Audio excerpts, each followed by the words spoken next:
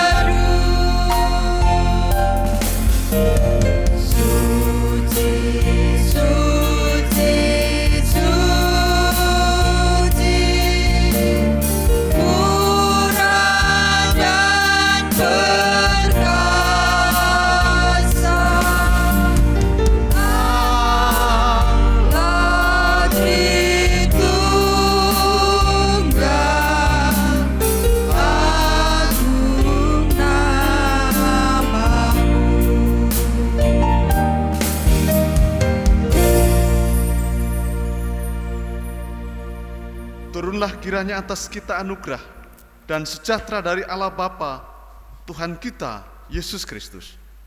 Amin. Jemaat dipersilahkan untuk duduk. Bapak Ibu yang terkasih dalam Tuhan, mari dalam suasana ibadah pada pagi ini, kita memuji nama Tuhan dengan satu pujian Kidung Jemaat nomor 18, Allah hadir bagi kita.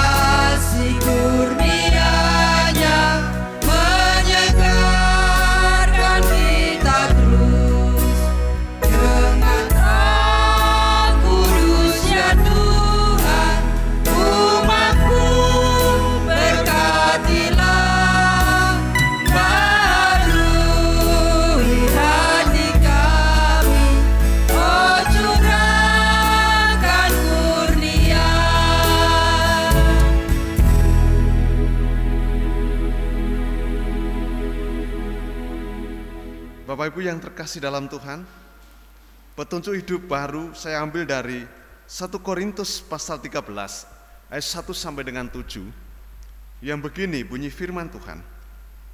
Sekalipun aku dapat berkata-kata dengan semua bahasa manusia dan malaikat, tetapi jika aku tidak mempunyai kasih, aku sama dengan gong yang berkumandang dan canang yang bergemerincing. Sekalipun aku mempunyai karunia untuk bernubuat, dan aku mengetahui segala rahasia, dan memiliki seluruh pengetahuan, dan sekalipun aku memiliki iman yang sempurna untuk memindahkan gunung, tapi jika aku tidak mempunyai kasih, aku sama sekali tidak berguna. Dan sekalipun aku membagi-bagikan segala sesuatu yang ada padaku, bahkan menyerahkan tubuhku untuk dibakar, tapi jika aku tidak mempunyai kasih, sedikit pun tidak ada faedahnya bagiku. Kasih itu sabar, kasih itu murah hati, ia tidak cemburu, ia tidak memegahkan diri dan tidak sombong. Ia tidak melakukan yang tidak sopan dan tidak mencari keuntungan diri sendiri. Ia tidak pemarah dan tidak menyimpan kesalahan orang lain. Ia tidak bersukacita karena ketidakadilan, tapi ia bersukacita karena kebenaran. Ia menutupi segala sesuatu, percaya segala sesuatu, mengharapkan segala sesuatu, sabar menanggung segala sesuatu. Bapak Ibu yang terkasih dalam Tuhan, ketika kita bicara soal kasih, dikatakan bahwa kasih itu sabar. Tapi seringkali kehidupan kita belum bisa sabar. Kasih itu murah hati, dan ternyata kehidupan kita belum bisa memiliki hati yang memiliki kemurahan. Masih ada rasa iri, ada kesombongan dalam kehidupan kita. Artinya banyak dosa dan pelanggaran yang sering kita lakukan di hadapan Tuhan. Maka dari itu Bapak Ibu yang terkasih dalam Tuhan, mari kita bangkit berdiri dan kita mengaku segala dosa kita di hadapan Allah. Jikalau kita mengatakan bahwa kita tiada berdosa, maka kita menipu diri kita sendiri dan kebenaran itu tiada pada kita. Ya Tuhan, Engkaulah Allah yang maha besar dan hebat, bahwa kami sudah berbuat dosa dan sudah bersalah dan sudah berbuat jahat. Maka sekarang ya Allah kami, dengar kiranya akan doa kami, dan ampunilah kiranya segala dosa kami. Karena kami mempersembahkan segala permintaan doa kami di hadapan hadirat-Mu, bukan bertumpu pada kebenaran kami, melainkan kepada segala rahmat-Mu yang amat melimpah. Amin.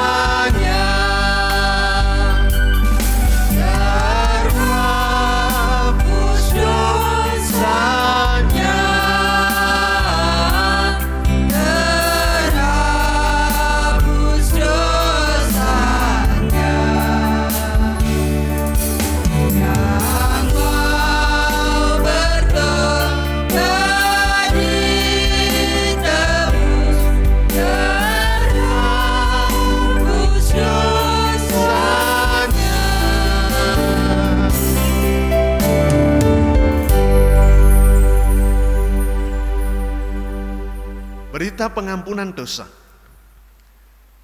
Jikalau kita mengaku segala dosa kita, maka Allah itu setia dan adil, sehingga Ia mengampuni segala dosa kita dan menyucikan kita dari segala kejahatan. Karena dengan anugerah itu kita diselamatkan oleh iman. Maka hal itu bukannya pekerjaan kita, melainkan karunia Allah. Syukur kepada Allah sebab anugerahnya yang tiada terkira itu. Amin.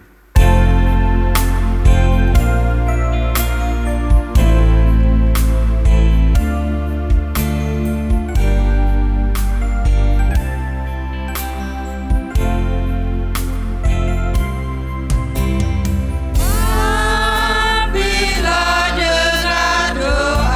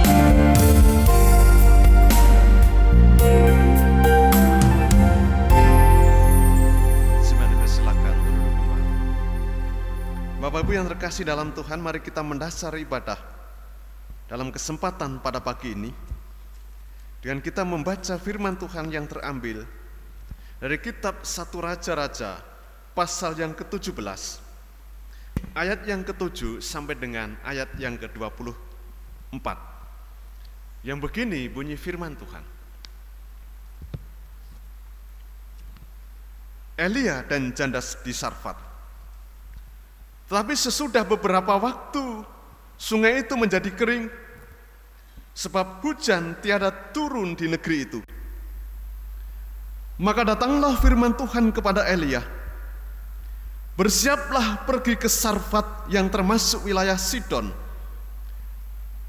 dan diamlah di sana. Ketahuilah, aku telah memerintahkan seorang janda untuk memberi engkau makan. Sudah itu ia bersiap, lalu pergi ke Sarfat. Setelah ia sampai ke pintu gerbang kota itu, tampaklah di sana seorang janda sedang mengumpulkan kayu api. Ia berseru kepada perempuan itu, katanya, cobalah ambil bagiku sedikit air dalam kendi, supaya aku minum. Ketika perempuan itu pergi mengambilnya, ia berseru lagi, cobalah ambil juga bagiku sepotong roti. Perempuan itu menjawab, demi Tuhan Allahmu yang hidup, sesungguhnya tidak ada roti padaku sedikit pun, kecuali segenggam tepung dalam tempayan dan sedikit minyak dalam buli-buli. Dan sekarang aku sedang mengumpulkan 2-3 potong kayu api. Kemudian aku mau pulang dan mengolahnya bagiku dan bagi anakku. Dan setelah kami memakannya, maka kami akan mati. Tapi Elia berkata kepadanya, janganlah takut, pulanglah, buatlah seperti yang kau katakan. Tetapi buatlah lebih dahulu bagiku sepotong roti bunar kecil daripadanya, dan bawalah kepadaku. Kemudian barulah kau buat bagimu dan bagi anakmu. Sebab beginilah firman Tuhan Allah Israel, tepung dalam tempayan itu tidak akan habis, dan minyak dalam buli-buli itu pun tidak akan berkurang sampai pada waktu Tuhan memberi hujan ke atas muka bumi. Lalu pergilah perempuan itu dan membuat seperti yang dikatakan Elia. Maka perempuan itu dan dia serta anak perempuan itu mendapat makan beberapa waktu lamanya. Tepung dalam tempayan itu tidak habis, dan minyak dalam buli-buli itu tidak berkurang, seperti firman Tuhan yang diucapkannya dengan perantaraan Elia.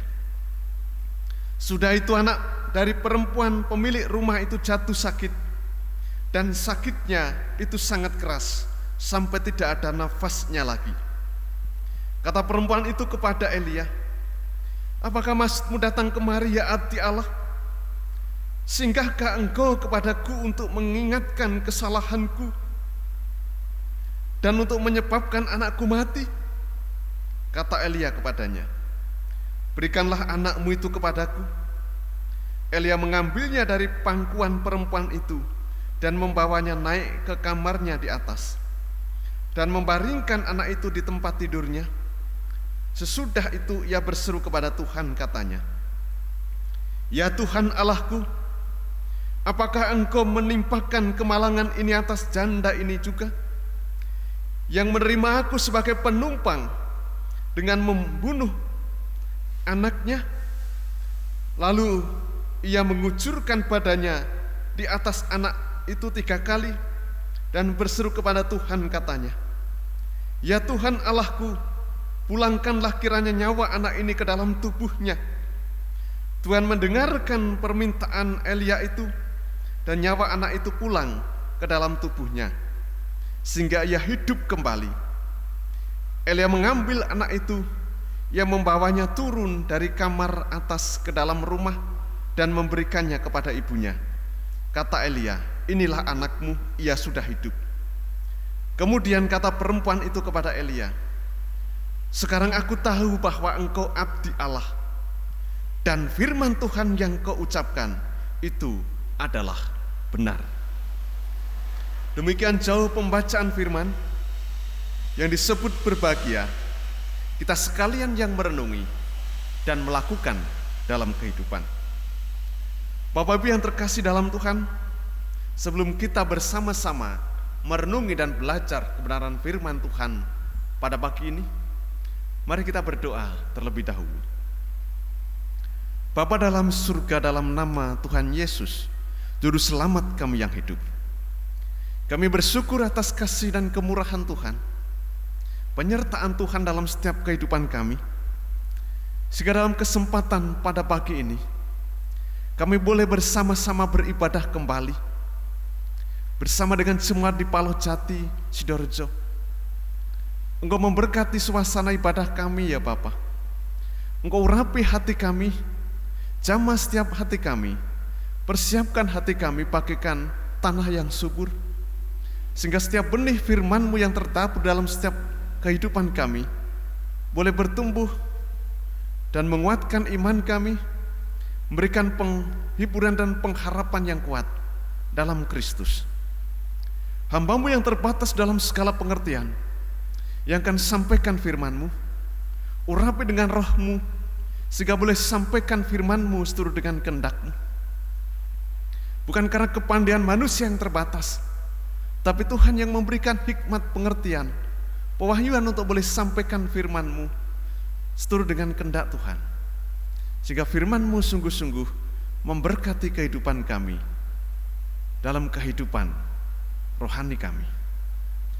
Hamba juga berdoa ya Tuhan untuk jemaat-Mu yang di Palojati dan Sidoarjo. Tuhan memberkati keberadaan jemaat-Mu, setiap keluarga diberkati Tuhan, damai sejahtera, diberkati dalam pekerjaan, diberkati dalam kesehatan, diberkati dalam keluarga, diberkati dalam mendidik anak-anak, dijauhkan dari segala persoalan, dijauhkan dari segala mara bahaya, dijauhkan dari segala sakit penyakit, terlebih khususnya di tengah-tengah wabah yang terjadi di tengah-tengah bangsa kami, oleh karena terjadinya pandemi COVID-19 mengakibatkan sakit penyakit. Mari Tuhan, Kau memberkati jemaat-Mu, Kau memberkati umat-Mu, Engkau menjauhkan umat-Mu dari segala sakit penyakit, dan bahkan Kau memberkati bangsa kami. Biarlah bangsa ini segera dapat mengatasi pandemi COVID-19 melalui kebijakan pemerintah, melalui himbauan pemerintah dan aturan yang dibuat oleh pemerintah, dan kami boleh memiliki kesadaran yang tinggi untuk memutus mata rantai penyebaran virus COVID-19 ini, sehingga persoalan yang terjadi di tengah bangsa kami boleh segera teratasi, dan sakit penyakit yang disebabkan COVID-19 ini boleh segera berlalu dari bangsa kami, oleh karena kuasa Tuhan, campur tangan Tuhan menyertai bangsa kami. Engkau memberkati para pemimpin bangsa ini, dari Bapak Presiden, kabinetnya, DPR, TNI, Polri. Engkau memberkati gubernur, Bapak Bupati, Bapak Camat, petinggi, perangkat, sampai kepada RT RW, dan memberikan hikmat kebijaksanaan untuk boleh mengatasi segala persoalan yang dihadapi, sehingga para pemimpin kami diberikan satu wawasan untuk mengatasi persoalan yang terjadi di tengah bangsa kami. Dan kami percaya Engkau memberikan hikmat pengertian bagi para pemimpin bangsa kami. Khususnya Engkau memberkati desa kami Ujung Watu, dijauhkan dari segala bencana, dijauhkan dari segala persoalan. Biar damai sejahtera Allah selalu melingkupi desa Ujung Watu, masyarakat kami dan bangsa kami. Terima kasih Bapak, Engkau memberkati jemaat-Mu yang juga merantau dimanapun mereka berada, di kota-kota besar, di wilayah-wilayah luar pulau, bahkan ada yang di luar negeri. Tuhan berkati, Engkau yang melindungi mereka, Engkau memberkati pekerjaan mereka, khususnya yang bekerja sebagai tim medis di rumah sakit. Tuhan memberkati, menjaga, memberikan kesehatan, kekuatan untuk terus melakukan tugas dan pekerjaannya dengan tuntunan dan kekuatan yang dari Tuhan. Terima kasih Bapa, terima kasih Engkau memberkati saudara-saudara kami yang sakit, menjamah bagi yang sakit, beri kesembuhan, pemulihan, berikan pengharapan iman bagi yang sudah lanjut usia dengan kondisi fisik yang mengalami kemerosotan jasmania. Tapi Tuhan terus memberikan kekuatan, iman dan pengharapan melalui kuasa Roh Kudus-Mu yang memberikan penghiburan bagi setiap kehidupan anak-anak-Mu. Terima kasih Bapa, terima kasih kami juga menyerahkan pelayanan gereja, semua majelis, Bapak Pendeta, Guru Injil, pengurus kelompok, pengurus komisi. Tuhan memberkati dalam melakukan segala pelayanan yang dilakukan di gereja-Mu, terkhusus dalam kondisi pandemi COVID-19. Persekutuan kami harus dibatasi untuk membatasi juga penyebaran virus ini, dan kami harus beribadah di rumah-rumah. Mari Tuhan memberkati suasana iman, suasana rohani jemaat-Mu yang dari Palojati, Sidorejo, bahkan gereja-gereja yang lain, dan ibadah kami melalui live streaming yang diselenggarakan lewat YouTube dan televisi kabel. Tuhan berkati, biarlah melalui sarana ini boleh menjadi berkat untuk membangun kehidupan kami, membangun iman kami, gereja-Mu, jemaat-Mu yang di Palojati, Sidorejo, dan mungkin gereja-gereja yang lain. Terima kasih ya Tuhan, terima kasih. Sesungguhnya kami menyerahkan ibadah ke dalam tangan Tuhan dalam kesempatan pagi ini. Dalam nama Tuhan Yesus, Juru Selamat kami yang hidup, kami bersyukur. Haleluya. Amin. Bapak Ibu yang terkasih dalam Tuhan, dalam kesempatan pagi ini, kita juga diberi kesempatan untuk mempersembahkan buat Tuhan. Dan persembahan kita iringi dengan kidung pujian nomor 403.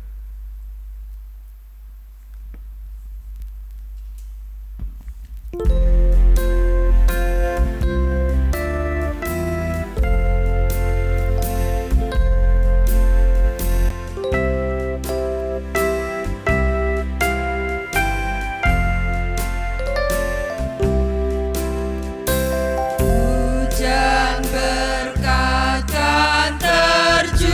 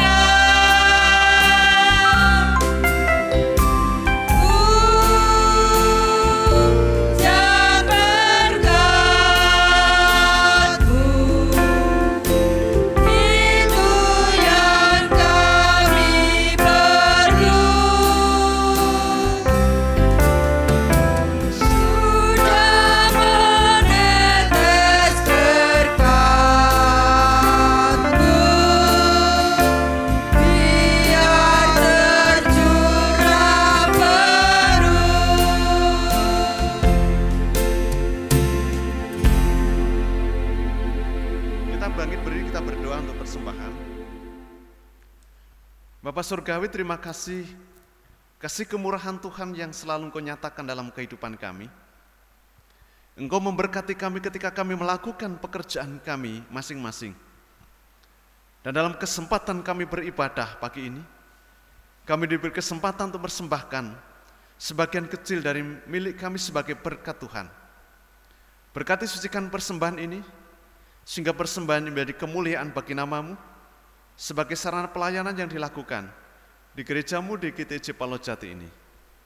Engkau pakai hidup kami sebagai persembahan yang hidup, yang berkenan di hadapan Tuhan. Dalam nama Tuhan Yesus kami bersyukur. Haleluya. Amin.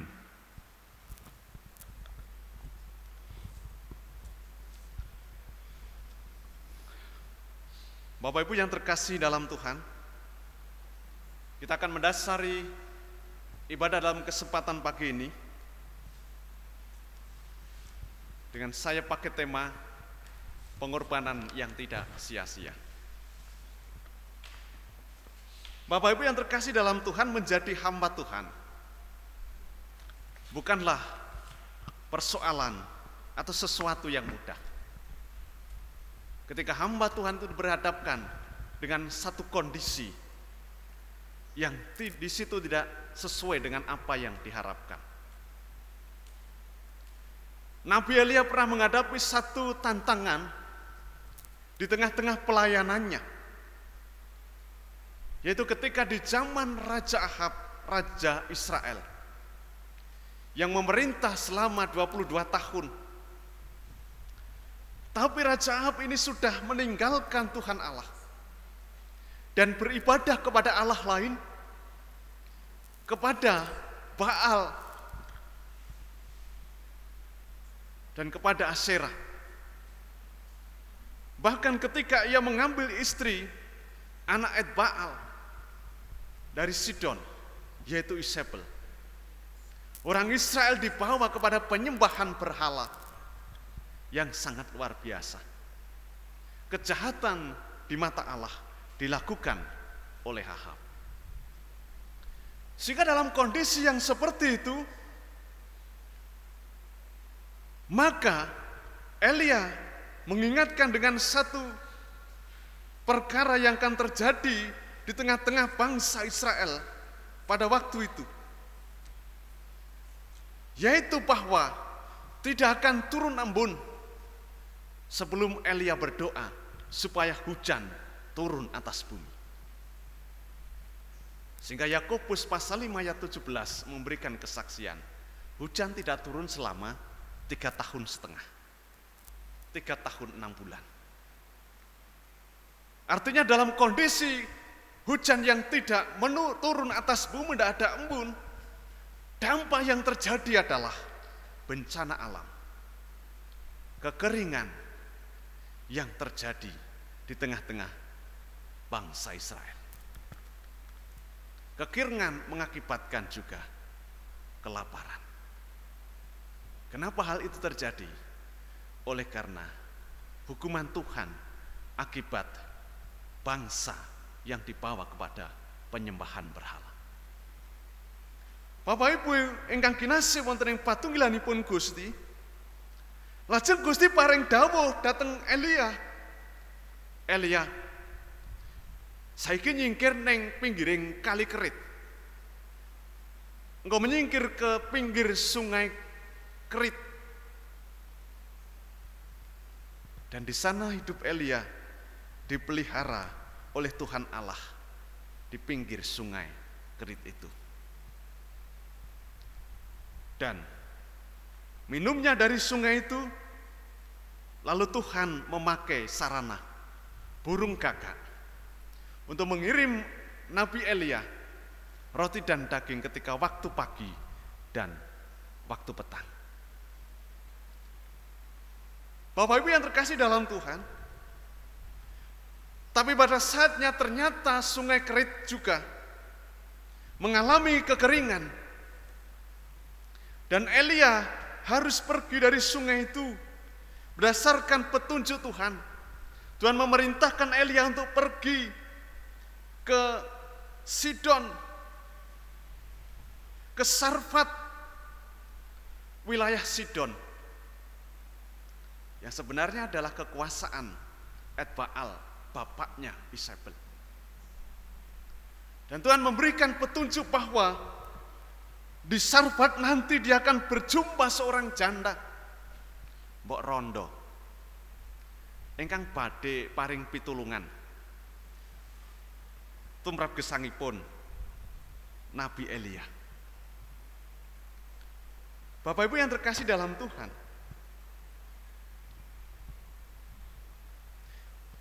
untuk kelangsungan kehidupan Elia dan pelayanannya,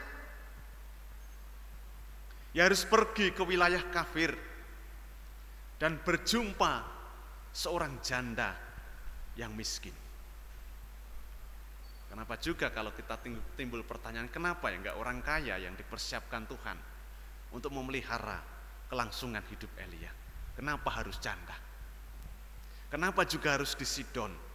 Kenapa harus di wilayahnya Etbaal, orang tuanya Isabel? Pasti segala sesuatu yang diperintahkan Tuhan ada maksud Tuhan di situ. Di tengah-tengah pelayanan yang dilakukan oleh Elia. Dan betul sekali Elia pergi ke Sarfat di wilayah Sidon.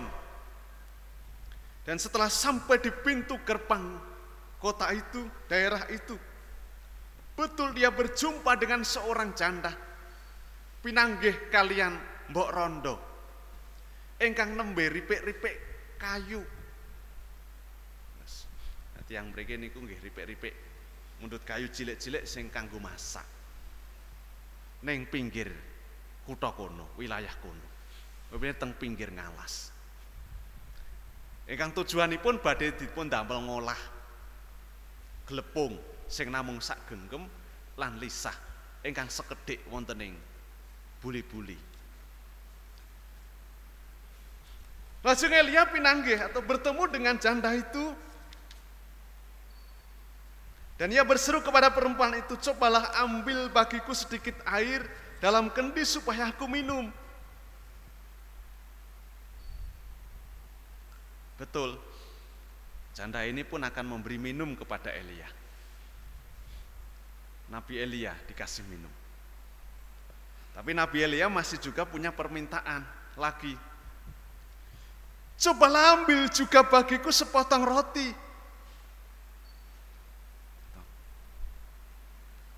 Ketika di situ Nabi Elia minta sepotong roti, nyuwun dipun damelaken roti bunder cilik. Perempuan ini menjawab dalam ayat yang ke-12, demi Tuhan Allahmu yang hidup, sungguhnya tidak ada roti padaku sedikit pun, kecuali segenggam tepung dalam tempayan dan sedikit minyak dalam buli-buli. Dan sekarang aku sedang mengumpulkan 2-3 potong kayu api. Kemudian aku mau pulang dan mengolahnya bagiku dan bagi anakku. Dan setelah kami memakannya, maka kami akan mati. Bapak Ibu yang dikasihi Tuhan, krisis ekonomi juga terjadi di tengah-tengah kehidupan janda Sarfat. Namung sekedhik ingkang dipun gadahi wonten ing griya. Glepung sak genggem minyak wonten ing buli-buli menika. Botol cilik sing kanggo goreng roti. Ning Nabi Elia kok malah nyuwun dipun damelaken roti. Dhisik bunder cilik. Wonten prastawa ingkang kados mekaten wonten maksudipun Gusti. Sehingga Nabi Elia pun berkata demikian, janganlah takut, pulanglah, buatlah seperti yang kau katakan, tapi buatlah lebih dahulu bagiku sepotong roti bundar kecil daripadanya, dan bawalah padaku. Kemudian barulah kau buat bagimu dan bagi anakmu. Sebab beginilah firman Tuhan Allah Israel, tepung dalam tempayan itu tidak akan habis, dan minyak dalam buli-buli itu pun tidak akan berkekurangan sampai pada waktu Tuhan memberi hujan ke atas muka bumi. Bapak Ibu yang terkasih dalam Tuhan, janda Sarfat yang sesungguhnya tinggal dalam wilayah kafir, yang pada waktu itu masyarakat umumnya tidak mengenal Tuhan Allah Israel yang maha besar dan hebat itu. Tapi janda Sarfat ini mengetahui dalam hidupnya bahwa Nabi Elia adalah nabinya Tuhan. Dan Nabi Elia sudah memberikan petunjuk dan mengatakan apa yang dikatakan Tuhan kepada janda ini. Lan rondo menika bangun miturut karena apa ingkang dipun dawuhaken sang Nabi Elia. Saestu ndamel roti bunder cilik kaparingaken dhateng Nabi Elia langkung rumiyin nembe kangge brayatipun.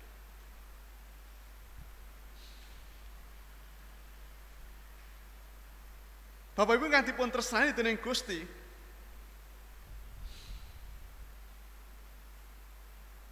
janda ini mengutamakan apa yang diminta oleh Elia.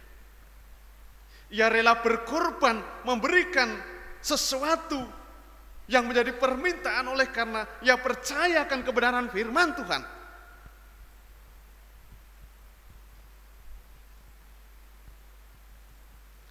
Sehingga napa?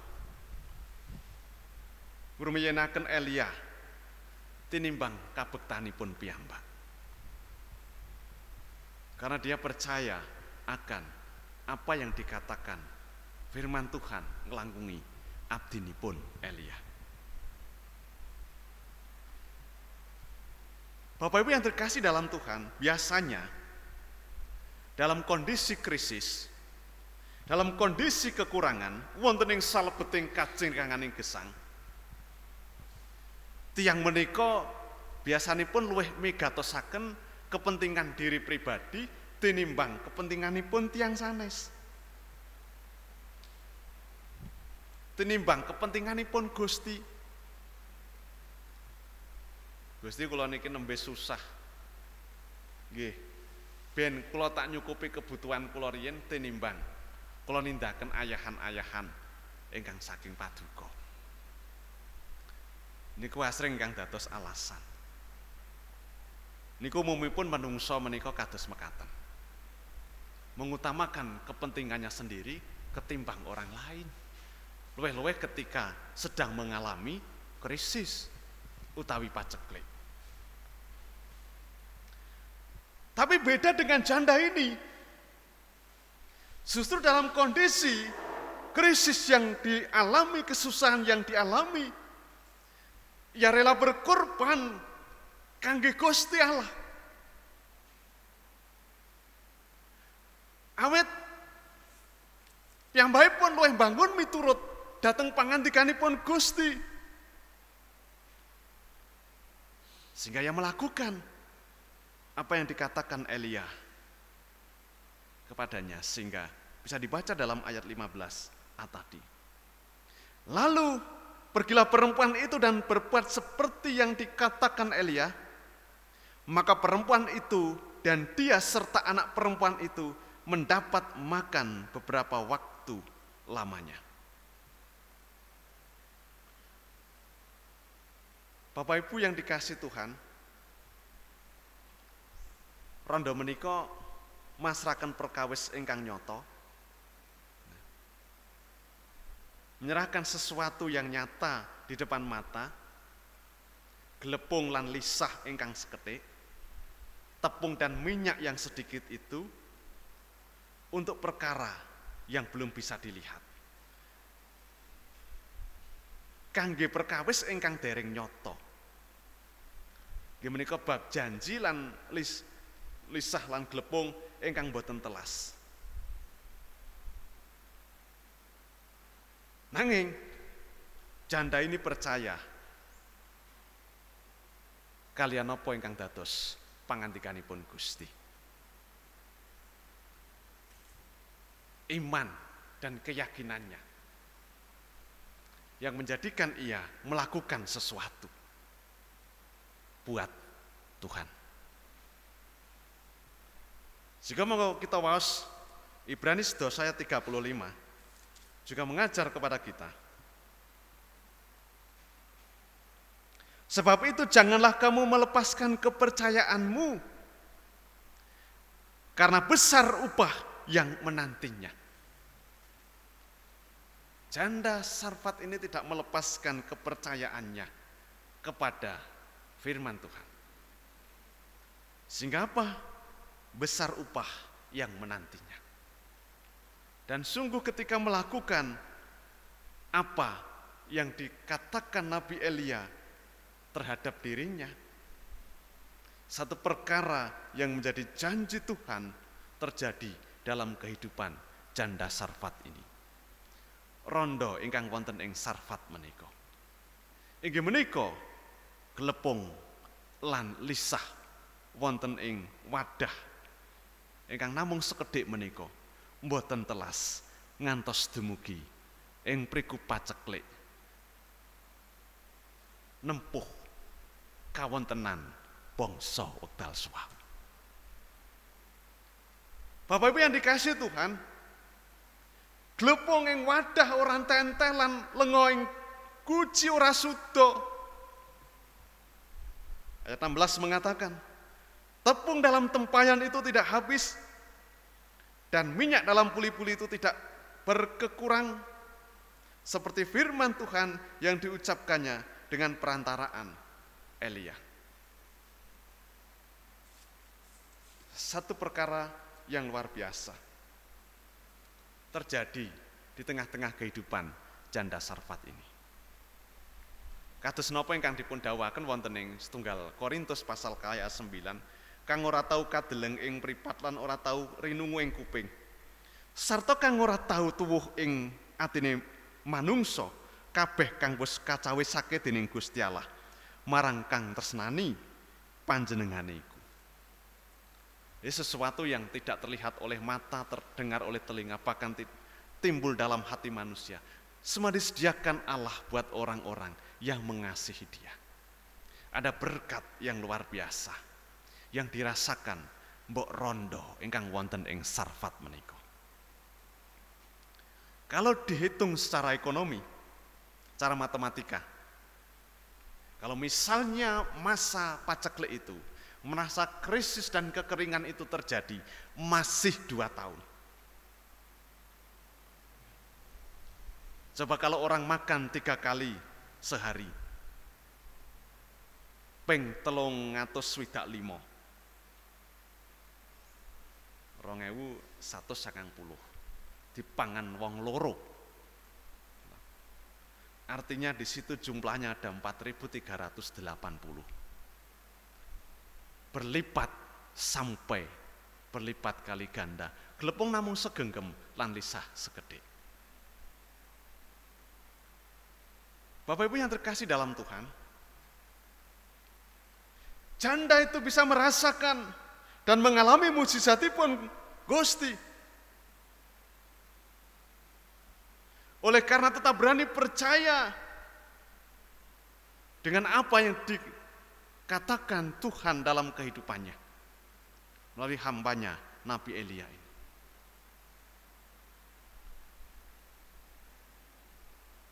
Bapak Ibu yang terkasih dalam Tuhan, lalu bagaimana dengan kehidupan kita? Kalau kehidupan kita tetap percaya dan melakukan apa yang dikatakan Tuhan, sebenarnya Tuhan bisa melakukan perkara-perkara yang di luar dugaan dalam kehidupan kita. Bahkan sesuatu yang mungkin tidak masuk akal menurut ukuran pemikiran kita. Untuk mencukupkan segala kebutuhan dan bahkan untuk memberkati kehidupan kita dalam kondisi apapun yang terjadi.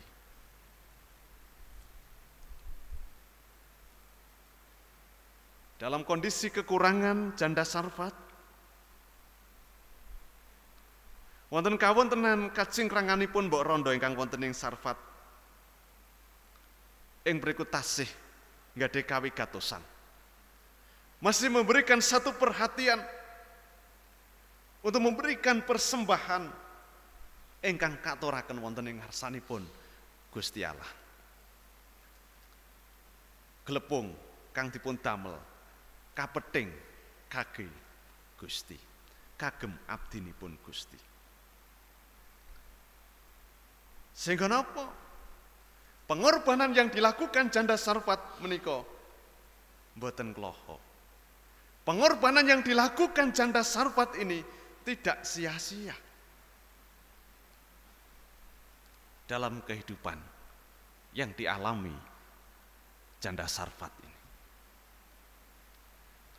Bapak Ibu yang dikasihi Tuhan, pengorbanan yang tidak sia-sia dalam kehidupan manusia.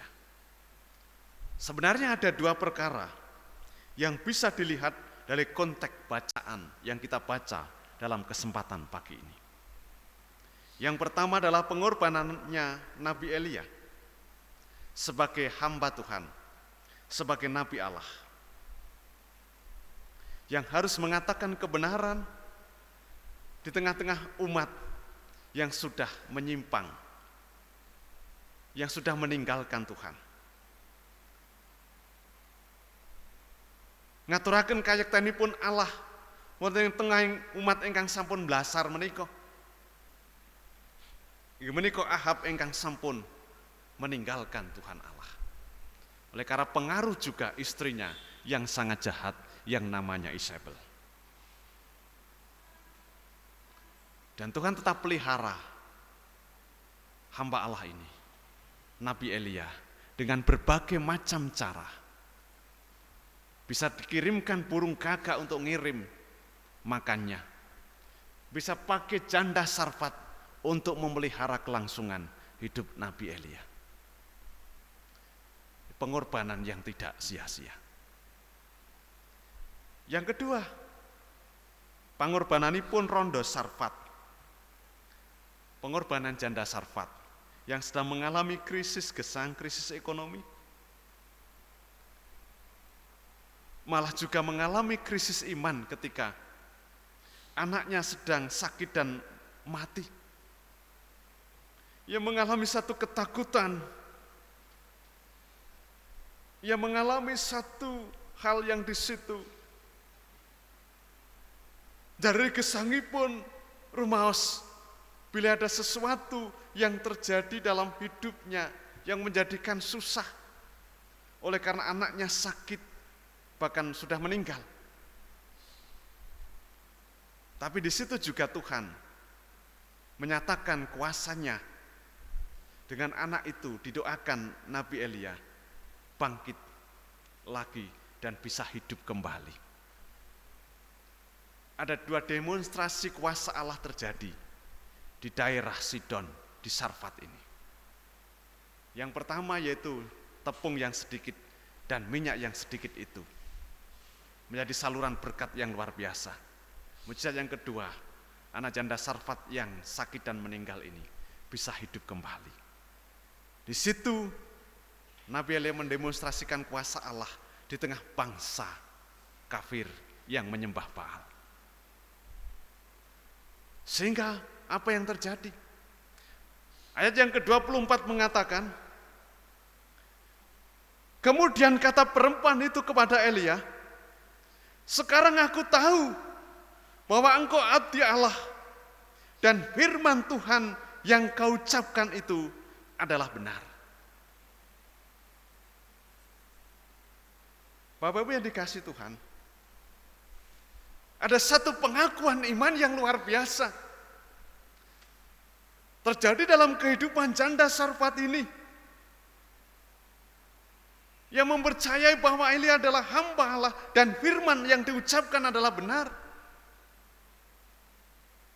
Sehingga iman janda Sarfat ini mulai dikuatkan, dibangun dan bertumbuh untuk mempercayai Tuhan Allah Israel yang besar dan hebat itu. Bapak Ibu yang terkasih dalam Tuhan, lalu bagaimana jika saat-saat ini diterapkan dalam kehidupan kita sebagai umat Tuhan, sebagai gereja Tuhan, jemaat Tuhan? Persoalan krisis ekonomi pernah terjadi dalam konteks zamannya Nabi Elia.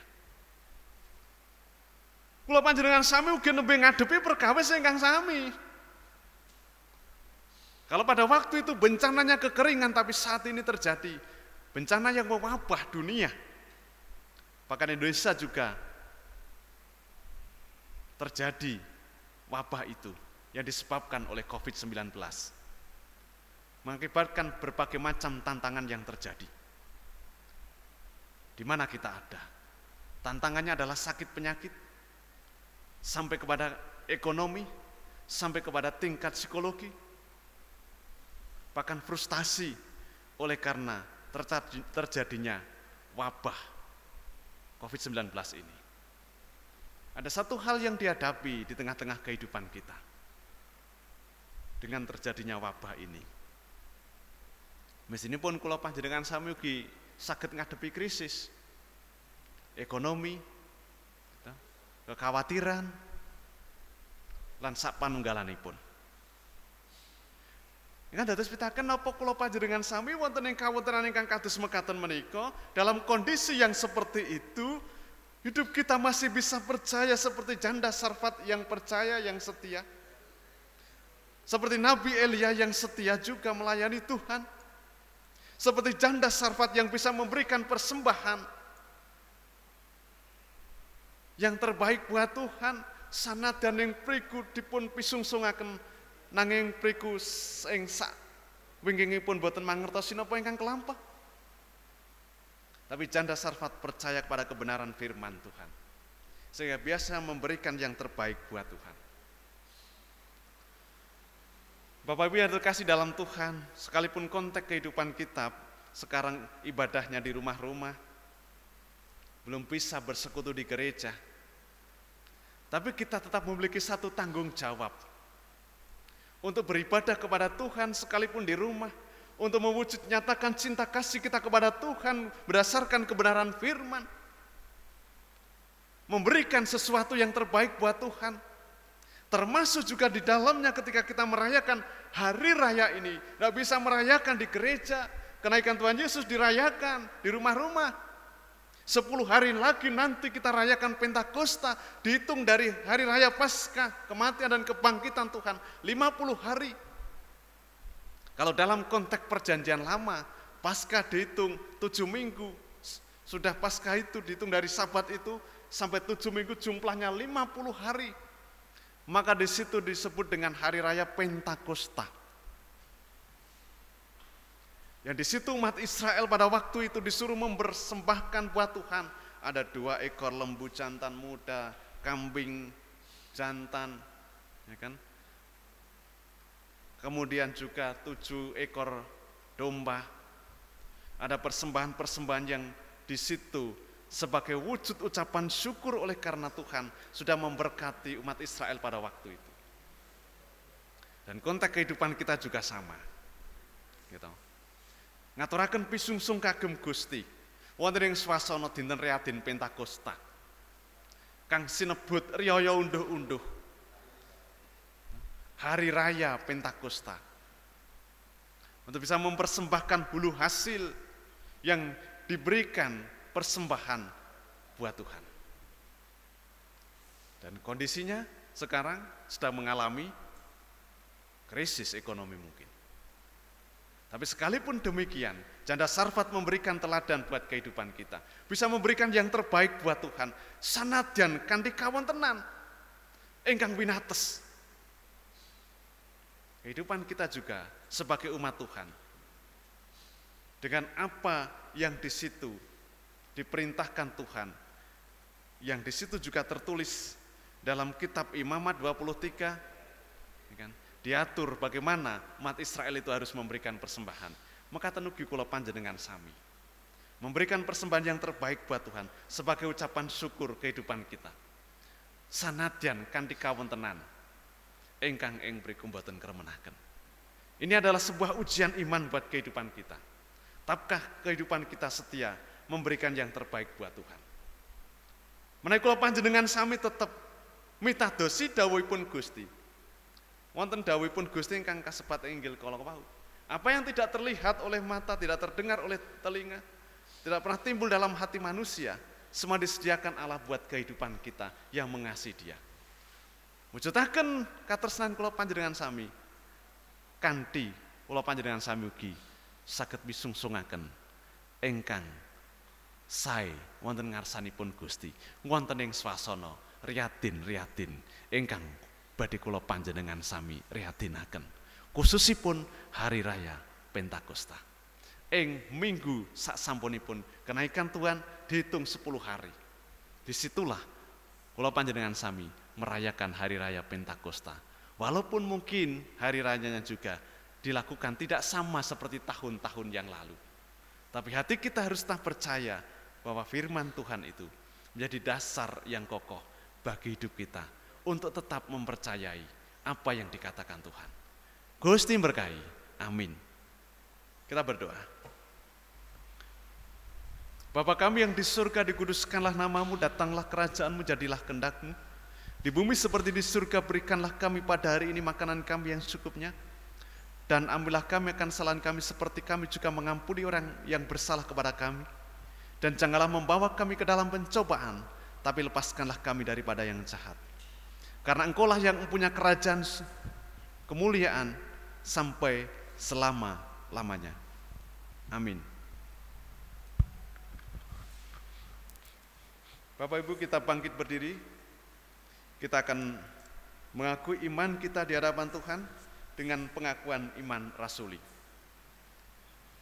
Aku percaya kepada Allah Bapa yang Maha Kuasa, Khalik langit dan bumi, dan kepada Yesus Kristus anaknya yang tunggal Tuhan kita, yang dikandung daripada Roh Kudus, lahir dari anak darah Maria, yang menderita di bawah pemerintahan Pontius Pilatus, disalibkan, mati dan dikuburkan, turun ke dalam kerajaan maut. Pada hari yang ketiga bangkit pula dari antara orang mati, naik ke surga, duduk di sebelah kanan Allah Bapa yang Maha Kuasa, dan akan datang dari sana untuk menghakimi orang yang hidup dan mati. Aku percaya kepada Roh Kudus, gereja yang kudus dan am, persekutuan orang kudus, pengampunan dosa, kebangkitan daging, dan hidup yang kekal. Amin.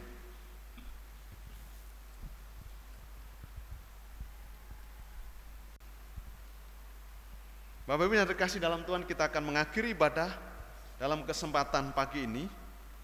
Dan mari kita memuji nama Tuhan dengan kidung pujian nomor 363.